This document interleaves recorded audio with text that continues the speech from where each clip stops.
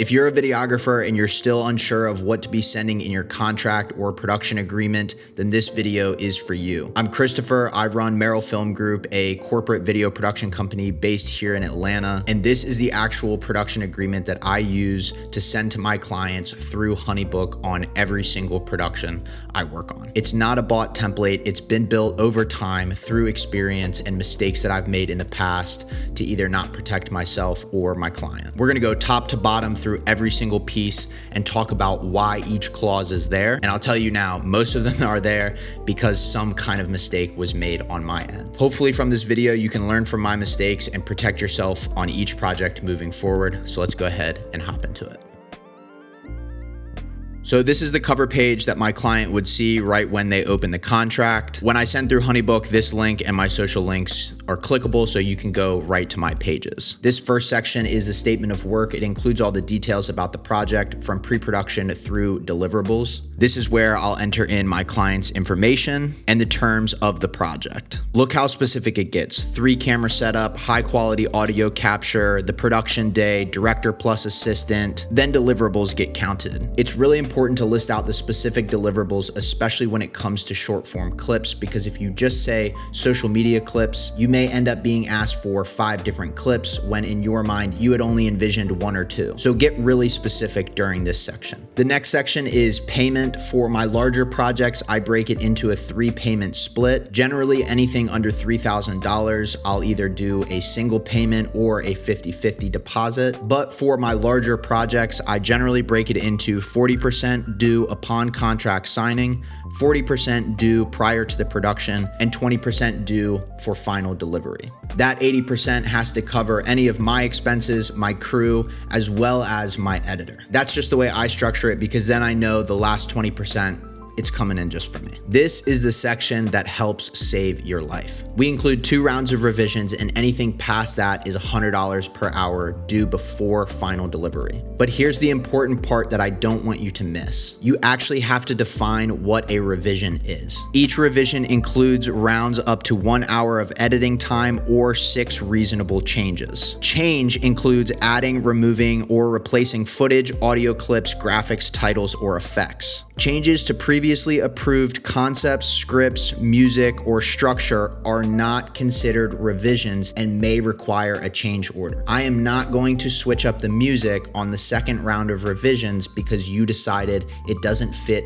the vibe that you're going for. That's a conversation that we need to have ahead of time. Now, that is my responsibility to find that information out during pre-production to ensure that we align on the vision of the final product, but it's not going to happen in the second round of revisions. This next section is just stating that I am working with a specific client representative from the company. The company is generally my client, and then if they have a marketing director, that is going to be the client representative that will be signing the contract. Client feedback is due within 72 business hours. If they sit on it and the timeline starts to slip, that shouldn't fall on me. I've been in situations where clients have sat on edits and even weeks, even months later will come back to me and say, hey, can we change this, after not approving, after ignoring follow-ups, and things just drag out. Now, this is an area that I will have flexibility on within my contract, depending on the relationship with the client, depending on the specific context around this scenario, or maybe their reason as to why they're late with revisions. I want to have grace. I want to give people the benefit of the doubt. I think that that's really important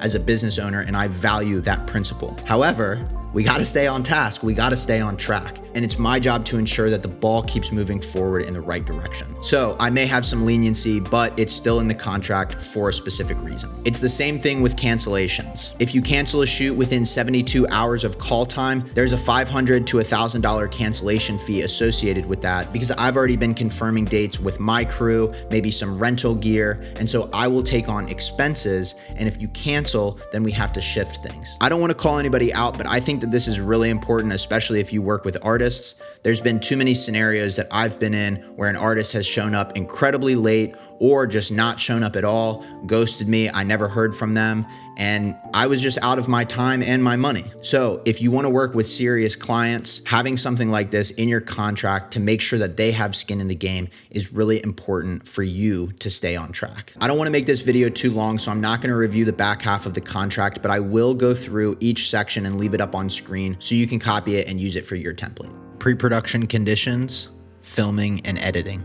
Ownership of materials. I'm actually going to talk about this one because this was a stressor for me in my business for a long time until I added this clause in here. When we're on set, I love getting BTS photos. I want to shoot all the gear that I have. I want to shoot behind the scenes. I want to shoot pictures of my crew, the environment, everything. And why else would I want to do that? To go on social media. However, it can always be an interesting conversation when sharing client work or behind the scenes. When do you share it? What's appropriate to share? Do you share the final product? Do you just share the result? There can be a lot of questions, and it can lead to some stress within your business when you're talking about figuring out your marketing strategy, what to post on LinkedIn, what to post on Instagram, what to post on TikTok moving forward with this new content that you have. So check this out. Upon full and final payment, client shall own all rights to the final deliverables as work made for hire, excluding stock footage, music licenses, or third-party materials subject to separate licensing terms. That means once I send you the final video, that video is yours. You own the rights to it. However, producer may display and use the deliverables and excerpts therefore for portfolio, demo reel, and marketing purposes unless otherwise agreed in writing.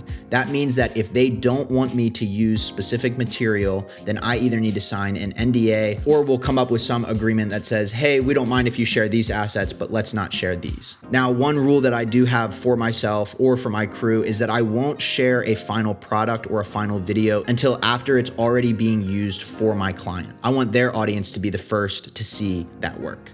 Release and indemnification, no warranty and limitation of liability, use of material, independent contractor, miscellaneous, force majeure, governing law, authority, safety, effective date. And there you go. I send it through HoneyBook once I fill everything out for the specific project, and my client receives an email. They can click the link and sign it either on their computer or on their phone, which makes it really convenient. And it's just a couple of clicks to sign. Once they sign, I sign it back and everybody's protected. Listen, I'm not a lawyer, and you might have somebody look at your contract before you send it off, but this has been built over time through experience and just making mistakes as a young business owner. I'm still young, I'm still early in my career, and of course, I'm still making mistakes. I'm sure that this will change as projects get bigger, but this is what protects me and my client as of now. Feel free to steal all of this, build it the exact same way, or take it and customize it to your own. The choice is yours, but subscribe if you're looking for more video business content. I'm Christopher. I'll see you in the next one. Peace.